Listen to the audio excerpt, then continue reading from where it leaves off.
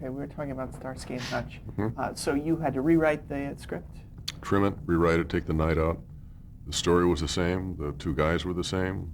The attitudes probably got a little more focused in the 90-minute version in terms of the differences between Starsky and Hutch and tempo and all this and that.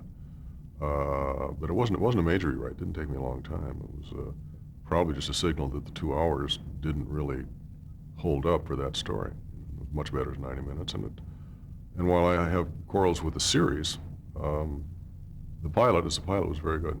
I like it to this day. Occasionally I'll put it on and take a look at it. It holds up very well. Can you describe the characterization of the two guys?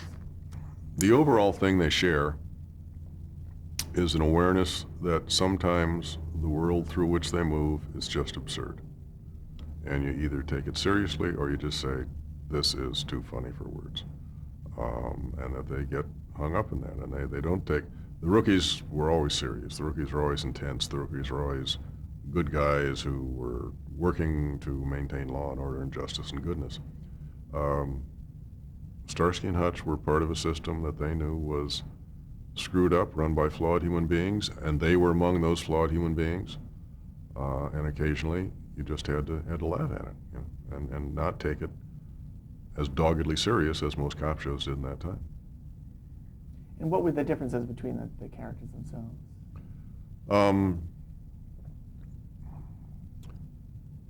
Hutch was more white bread. Starsky was much more street. And had a street awareness and a street sensibility and a street sense of things and trusted his instincts. Hutch was more logical. Hutch was more, I have been presented with the facts that will help me figure this out, but I haven't yet figured it out, but I know I've got the facts. And that would not be part of Starsky's take on it. And they were, you know, they matched up well, you know, in terms of flaws and pluses, like so. So they were had sort of different kinds of intelligence. Absolutely, absolutely. Different attitudes, period. Mm-hmm. And what did you take from the source material? Well, nothing, ultimately, because the source material was two cops who only work at night. That was the source material. That was the thrust of the article. The other stuff came during the first take on the night side. I still forgotten the title of it. The added characterizations as to what they were about and so forth and so on. And that just became, it's kind of like diluting a sauce. The more heat you put to it and less and less and less sauce and more taste. That's what happened once we went from 2 hours to 90 minutes. And the car itself, how was it described in the teleplay? Well, the car itself, first time around, I described my favorite car, hoping that I could get a line on getting one, which was a green and white Camaro with a white convertible top, which I'd had and I'd sold, and I regretted selling it. I loved the car, and it was a muscle car, and it could kick ass. Then it turned out that they didn't have a deal with Chevy or General Motors, who made Camaro. They had a deal with Ford. And so I just threw up my hand and said, well, give me what you can give me, whatever. And again, I was not producing the pilot. I was elsewhere. When they shot the pilot, I was off at Warner Brothers. Had conversations with Barry Shear, the director, and a nice guy.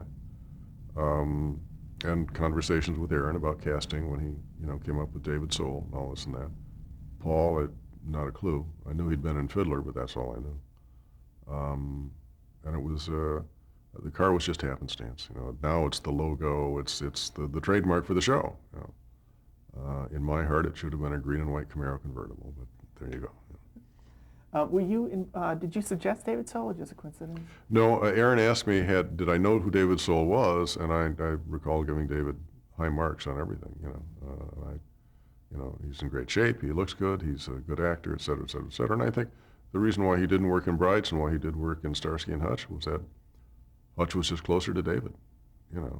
He could get there real quick. He understood that guy and what that was about and so forth and so on. The other guy was so ill-defined because he was the third guy in through the door, Oh, there's him, and that's hard on any actor. That's difficult. Can you talk a little bit about the Huggy Bear character? Who was he? Huggy Bear, I mentioned Denny Petitclerc earlier. Denny and his wife, Lorraine, had a place up in Glen Ellen, California, Napa Valley.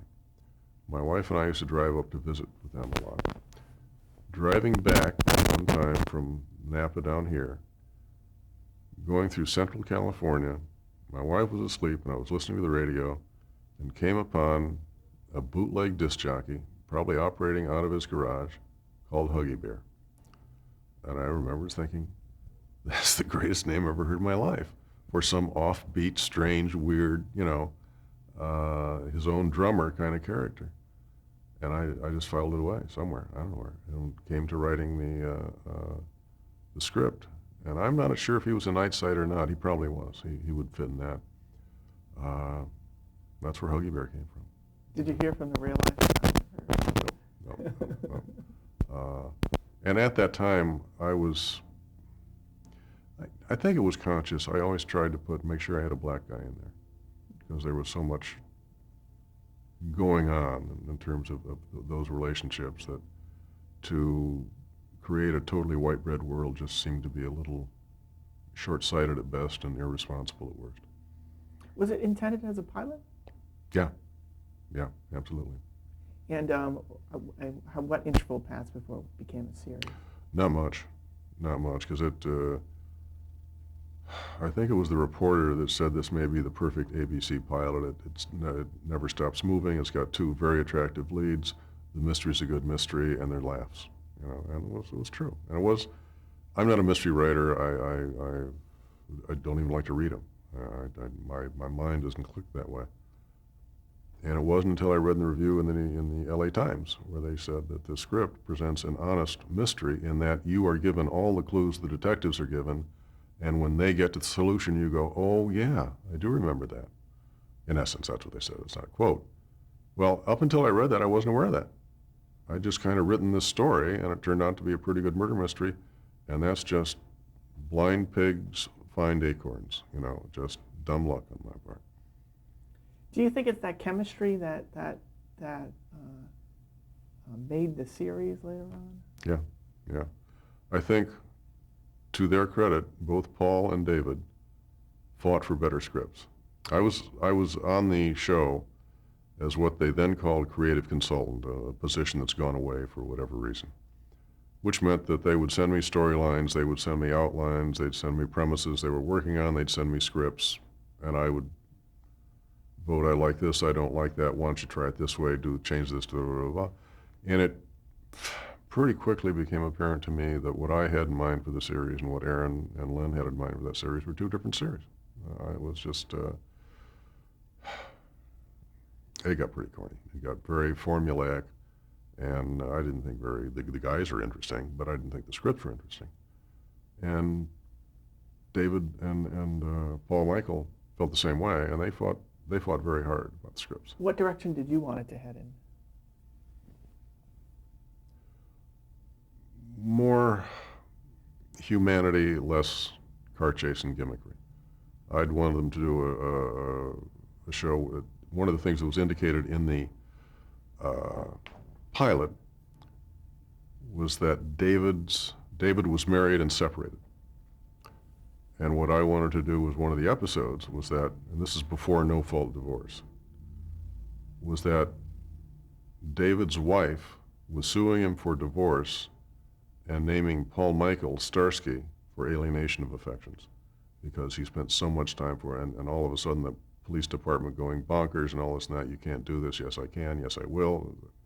All the stuff that is both serious because in fact the job was the mistress, and it was destroying a marriage.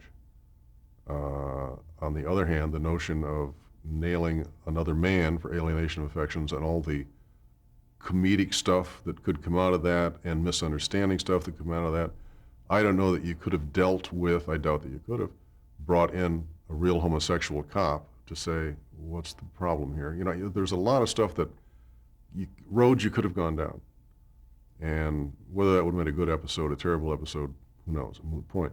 They weren't going there. They were going good guys and bad guys and chases and funny little tag. And how much influence did you really have as a creative consultant? No, none. That's why they went that way.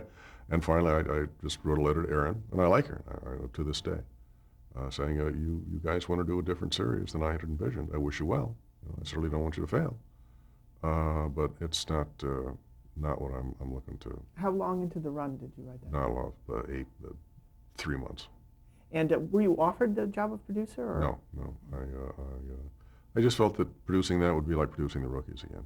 It's and also at that time, again, I was off of Warner Brothers working on Newland at the time, and having a great time doing it. It was a flop, but I had a great time doing it. So there was a recent feature film, and you have a producer credit. How did that come about? They bought the rights from me, and that was part of the deal, that I'd get a producer credit. Now, I thought getting a producer credit, silly me, means you actually produced the thing, right? If Starsky and Hutch is the best motion picture you ever saw in your life, I don't deserve a shred of credit. If it's a piece of adolescent twaddle, I do not deserve a shred of the blame, okay? They were very pleasant. I mean, they'd send me all the scripts, and I'd write back, and my line that I kept repeating over and over again is, "You're not doing Starsky and Hutch, you're doing the Sons of Benny Hill," and then I slowly got bright and went, oh, the reason they're doing the Sons of Benny Hill is because that's what they want to do. That's what they plan to do. They're going to do the Sons of Benny Hill. And it was, I'm not trying to protect Starsky and Hutch. There's nothing, well, there are very few things that cannot be made fun of. And this is not Long Day's Journey into Night. It's Starsky and Hutch. Make fun of it. I got no problem with that. It just wasn't bright enough. For me, the script was sitcom-y. The guys are good. Owen Wilson's very good. Ben Stiller's very talented. But like I said, you had more to do with it than I did. I didn't mention Paul Michael Glaser, and I wonder if you would say something about him, working with him. Bright. I've only worked with him that one little time. I've talked with him a number of times on various stuff. Bright, articulate, professional, caring. I mean, I got nothing but good things to say about him. I mean, I think he had a career as a director that didn't go where I think it deserved to go. And as we all know, he got handed a pretty short deck with regard to his wife and child and whatnot, which he handled with amazing grace, I think, and courage. And I'm going to sound like his father or something. I think he's a good guy and deserves all good things. How did you come to have the film rights? This is an I think, okay? When Spelling and Goldberg sold these rights to, I think, World Vision, I could be wrong about that, no one envisioned doing feature motion pictures off of television series. It just wasn't done. So that did not become part of what they sold. So that reverted to me. So, I benefited from it and I'm pleased, but dumb luck. Okay. You hear that a lot from me, don't you? Now let's start to talk about roots. Who hired you? Was it Wolper? So the first conversation I had was with Stan Margulies, who was the guy on line more than anything else. Then met with David. Then went through a long negotiation. And the biggest learning experience, I finally made the deal, and I adapted the book and spent a lot of time with Alex, traveled with Alex for a while on his lecture tour, because at that time he had not yet finished the book. They'd bought the rights, they knew it was going to be sizable, but he was still finishing the book, and one of the ways he financed his time to finish the book was to go to black colleges giving lectures, just colleges, mainly black, but not all the time. And so I spent 2 or 3 weeks on the road with him on his lecture tour down south, Millersville, Georgia, Tallahassee, a whole laundry list of small towns in the south. So it was kind of hit the ground running, because I was adapting a book that hadn't been finished, though we all knew where it was going, because he did have an outline. And we were writing the script in such a way that there was some stuff he would incorporate into the book from the script, because the book was just about to come out but hadn't yet nailed. When you were following him along on the tour, were you writing together at that time, or No. you were It was just getting to know him? I was getting to know him, picking his brain, and also his lecture was on roots. His lecture was on his saga of search, going back to Africa, the Gambia, all that stuff. So that was also my education into what he was about and what he expected. What did you know about him before you started? That he had been the Playboy interviewer for a number of years, and he'd written the autobiography of Malcolm X, and that he was just a name. I didn't know him at all. Amazingly bright, gentle, caring, low-key, and extremely determined man. He was. We get along very well, I think. And it's someone who's adapting your book. That can be a very chancy relationship. And I think we only had, throughout the entire time, one disagreement of something he had in the book that I just would not put in the screenplay, because I thought it might work on the page, but I thought it stood a chance of becoming overtly laughable on screen. And it's kind of like some radio dramas are okay, but if you really put them on film, you go, what is that? Because what you imagine and what you see are two different things. So that's, over 12 hours of television, only one disagreement of any meaningful nature. What was that one thing? In the book, when the Emancipation Proclamation becomes known in the South, there's a scene where a little black kid, a boy, 10 years old, 11 years old, runs around the plantation and the farm area saying, pigs use free. Lincoln's got, sent out the word. Chickens use free. Hoss use free hoss, blah, blah, blah, blah, and goes around all the farm animals were claiming their freedom. And I said to Alex, unless you get exactly the right boy, and direction that you won't believe, it's going to run a risk of looking silly, really silly. And I won't guarantee that it won't. I think it will look silly. And we finally just agreed to disagree. Well, it's in the book, and it's my book, and it won't be in your script. Okay, on we go. We'll never know. But it was the biggest educational moment I got from a professional basis on Roots was when we first started into the groundwork to do the adaptation. Wolper was moving his offices from one location to another. I've forgotten where, but I know his office was in his office complex. It was in incredible disarray. Desks were here, chairs were there, no one had pencils, paper, everything was just, and I was doing everything I could just to, get me a typewriter, where can I find some typing paper, pencils, just that kind of thing. And they gave me this little cubbyhole, fine, got a typewriter, and I opened one of the desk drawers to just find whatever I could find, staples, anything. And in there was a piece of paper that I would kill to have now. I'm like a jerk, I threw it away. And on that piece of paper were all the writers they had gone to before they came to Bill Blinn to have the book.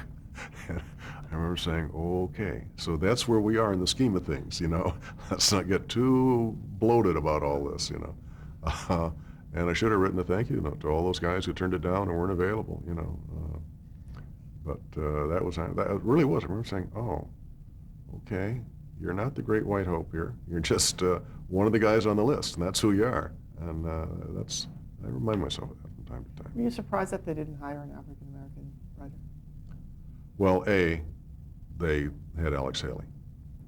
And, he would protect any sensibilities that needed to be protected. They had a couple of black directors. No, I guess I was not surprised. I would not put myself forward to write Boys in the Hood. It's not a world I know. I would write it from the outside in. Maybe I'd get lucky, but more than likely I'd make some pretty stupid mistakes. When it came to writing Kunta Kinte, I was writing about a young kid in a farm community where the father was outwardly king, but we all knew the mother held the real power and made a lot of the decisions that ruled that family. And that family was key to everything that got done and got said and got felt. Well, I know that world. That world does not have a skin color. I'm from Ohio. I know that world. In Michigan. So that's the world I can get to very easily. Boys in the Hood, no, absolutely not. You know, this ex-Episcopalian white boy is not close. You know? But when you start talking about a farm family, yeah, I get that. So I did not feel ill-equipped. And you said you witnessed Haley on his book tour. Mm-hmm. What was it like to watch him tell that story? Mesmerizing. He was a fascinating storyteller. I mean, he was the term I use in the book, the word griot, you know, the storyteller from the African village. He was that man. He talked quietly. He talked with almost no histrionics. There was no role playing. There was no adopting a voice here or trying to attempt an imitation of something. But you could not look away. You could not listen to what he was saying. He was hypnotic. I hope somewhere somebody put some of those things on tape because he was fabulous. Did you have any idea of having him be a narrator of it? Was there any discussion of that? Well, we we struggled a long time to find an opening for the picture. Struggled a long time because for quite a while we were looking at having the picture open with the assassination of Malcolm X in the Audubon Ballroom, because Alex had been present then. And then using that to generate his intense need to find his roots, his going back to Africa, so forth and so on. That was what, and it just took forever. And it wasn't very interesting. It happened, yes. I mean, I remember writing, you know, and sitting with Stan and saying it's just not going anywhere. It's just, I know when someone got killed, and when somebody we know, and it's a celebrity, and that it means a great deal to the man who witnessed this awful thing, who wrote the book about it, all that stuff. It's taking forever. And we agreed. ABC agreed. We were just, how do we start the picture? One of my favorite movies of all time is a picture called Lonely Are the Brave. Lonely Are the Brave is a picture about a cowboy, a contemporary cowboy, a today cowboy. At one point early on in the picture, he cut to a truck driver in somewhere in the Midwest, semi-trucks. He's got a trailer full of commodes. He's heading for New Duke, New Mexico. We know that that's where Kirk Douglas is located, New Duke, New Mexico. I don't know what kind of problem they got in New Duke, New Mexico, but they need a lot of commodes. I remember that's one of the lines. Truck driver was played by Carol O'Connor.